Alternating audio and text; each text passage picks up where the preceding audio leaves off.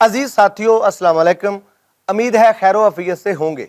मैं साफ और सीधी बात का कायल हूं, कोई मुनाफिकत नहीं, कोई लगी लिपटी नहीं, साफ साफ मुकालमे का आदी हूं।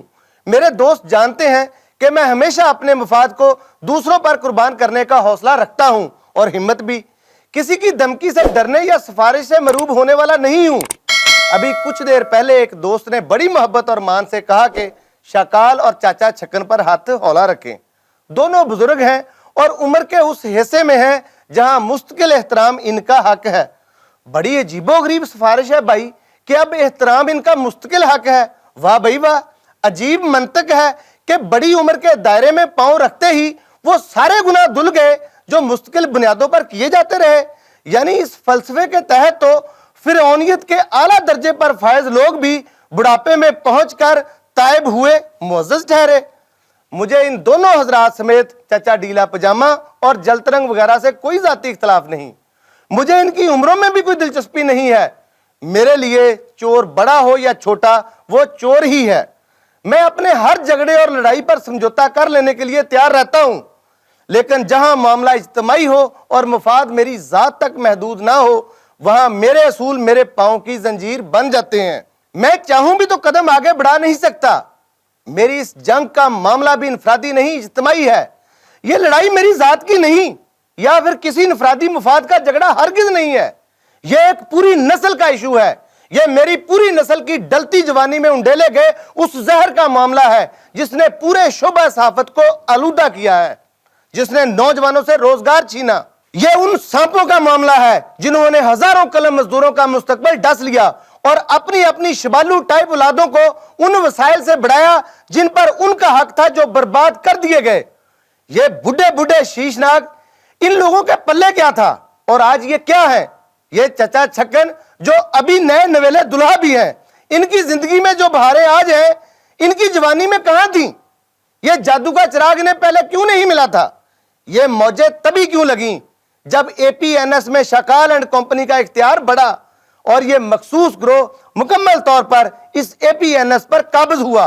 ये बड़े बड़े घर, ये शाहाना लाइफस्टाइल, ये ऐसे ही नहीं नसीब हुआ। इसमें बहुत से लोगों के जले हुए मुकद्दर का धुआं है। इनकी इमारत की बुनियाद में उन कलम मजदूरों की बेरोजगारी है जो बेचारे नौकरी की तलाश में दर बदर भटके और गुर्बत की मौत मारे गए। ये लोग, ये माफिया इश्तिहारात लूटते रहे, अपनी तोंद बरते रहे। इनका दस्तरखान हमेशा भरा रहा, लेकिन कलम मजदूरों के लिए इसमें से तो चंद नवाले भी नहीं थे। ये चचा जलतरंग क्या था? सुराग लगाइए, खबर लीजिए कि इनकी जवानी के अयाम कैसे गुजरे। इन मसूफ के पीछे कितने मरबे जमीन थी। तालीमी काबिलियत और साफ्ती अहलियत भी जांचिए। इन साहब के बारे में पता लगाइए कि इन्हें एक महफिल नात के कितने पैसे मिलते थे।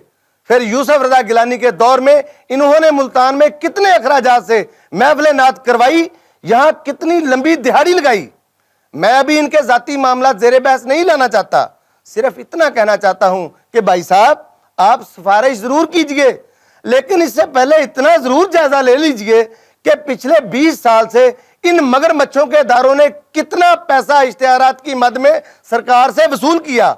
इनके डमी अखबार में कितने कलम मजदूर काम करते हैं। खुदा की पनाह, ऐसी लूट मार आपने कहीं देखी होगी ना सुनी होगी। इस खानदान ने सोशल मीडिया कंसल्टेंसी की मद में सरकार से कितना इंठा और महकमा इतलात पंजाब की हर शाख पे बैठे उलुओं ने इस शोबे यानी सोशल मीडिया को किस तरह सोने की कान की तरह इस्तेमाल किया है, इस पर भी बात करेंगे। लेकिन पहले तो इन दोस्त की तसल्ली जरूरी है जो ये फरमा रहे थे कि इस फ्रॉड माफिया पर हाथ हौला रखें। अजीज दोस्तों, मेरी आवाज उन कलम मजदूरों का नोहा है जो आज भी सड़क पर इन सेठों की इमारत का बोझ ढोते ढोते अपने लिए नौकरियां तलाश कर रहे हैं। मैं क्यों ना बात करूं इनके डमी अखबारों की जो हर महीने करोड़ों रुपए अपने अपने खीसे में डालकर निकल जाते हैं।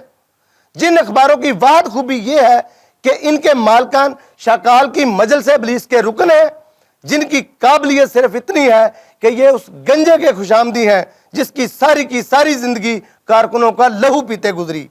ये जाली पैगाम, ये झूठा कलीम, ये धुंधला आफ्ताब, ये सहमी हुई अवामी आवाज, ये नाम नहाज सियादत और वो सब के सब नौसरबाज جو سرکاری وسائل پر جونکوں کی طرح پل رہے ہیں۔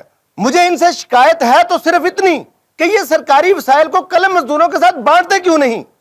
اب بھی میری تحریک یہی ہے کہ سرکاری اشتہارات کو قلم مزدوروں کی تعداد اور تنخواہوں سے مشروط کر کے ڈمی اخبارات کا رستہ روکا جائے۔ یہ جو کروڑوں روپے ہڑپ کرنے والے مگرمچھ ہیں، ان سے حساب لیا جائے اور وہ سب واپس وصول کیا جائے جو انہوں نے جال سازی سے کمایا۔ عزیز ساتھیوں، ایڈورٹائزنگ ایجنسیاں بھی اسی نیکسس کا حصہ ہیں۔ شکال کی چھتر چھاویں یہاں پر بھی لمبی لمبی دہاڑیاں لگائی جاتی ہیں۔ انہیں لوٹ مار کی اجازت بھی شکال اینڈ کمپنی دیتی ہے اور سزا بھی یہی گروہ دیتا ہے۔ 2 نمبری کی اس دنیا میں سہیل کیسٹ نامی ایک ایسا فراڈیا بھی ہے جس نے شکال کے ساتھ مل کر میڈیا انڈسٹری کو کروڑوں روپے کا چونا لگایا اور نکل لیا۔ یہ نوسر باز اب اپنی ایم کام نامی ایڈورٹائزنگ ایجنسی کے بارے میں تاثر دے رہا ہے کہ اب اس سے اس کا کوئی تعلق نہیں۔ اسی ایم کام نے میڈیا ہاؤسز کے کروڑوں روپے ادا کرنے ہیں، جبکہ شکال اینڈ کمپنی ان ادائیگیوں کی راہ میں سب سے بڑی رکاوٹ ہے۔ اسی ایم کام نامی فراڈ ایجنسی کو بظاہر کئی بار معطل کیا گیا، لیکن ہر بار معمولی ادائیگی کے عوض شکال نے ہر بار اسے دہاڑی لگانے کی اجازت دے دی۔ اس کے بعد اس سہیلے کچھو کمے نے بھی کچھ کم نہیں کی، ہر بار بے شرمی اور نہایت ڈٹائی کے ساتھ لمبا مال کما کر رفو چکر ہو گیا۔ یہ بڑا ہی عجیب کریکٹر ہے۔ یہ میڈیا انڈسٹری میں اس وقت اپنی گردن باہر نکالتا ہے جب اسے کچھ نہ کچھ ہڑپ کرنا ہوتا ہے۔ یہ سہیلا کچھو کما ان دنوں پھر غائب ہے اور جن اداروں کے واجبات اس کے ذمے ہیں وہ اسے تلاش کر رہے ہیں۔ اب سوال یہ ہے کہ سہیلے کچھو کمے جیسے لوگ مال تو سرکار کا ہڑپ کرتے ہیں، ڈکیتی تو محکمہ اطلاعات کے ساتھ ہوتی ہے، لیکن ہرجانہ ہر وہ ادارہ برتا ہے جس کا تعلق شکال کی مجلس ابلیس سے نہیں ہوتا۔ تو پھر کیوں؟ آخر کیوں یہ سہیلے کچھو کمے جیسے لوگ آزاد بھی ہیں اور انہیں ہر بار نئے سرے سے دہاڑی لگانے کی اجازت بھی مل جاتی ہے؟ کیا سرکاری وسائل ان کے باپ کا مال ہے؟ کیا یہ ایڈورٹائزنگ ایجنسیوں کے وہ فراڈیے جو سہیلے کچھو کمے کی طرح لوٹ مار کر کے بیرون ملک یاشی کے لیے نکل جاتے ہیں، کیا یہ اس قوم کے سالے لگتے ہیں؟ انہیں پالنے کے لیے ان غریبوں کے ٹیکسوں کا پیسہ بے درے خرچ ہوتا ہے جن کے ہاں 2 وقت کا معیاری کھانا بھی اثر نہیں۔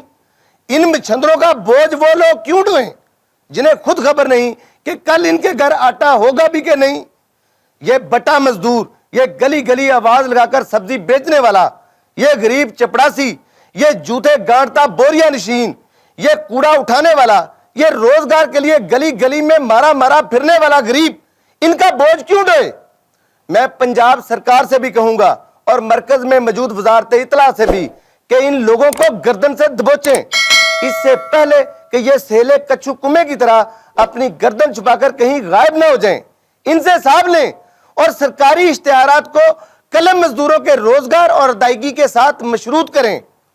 اچھے دوستو، کل تک کے لیے اجازت دیجئے، کل مزید بات ہوگی۔ اللہ حافظ۔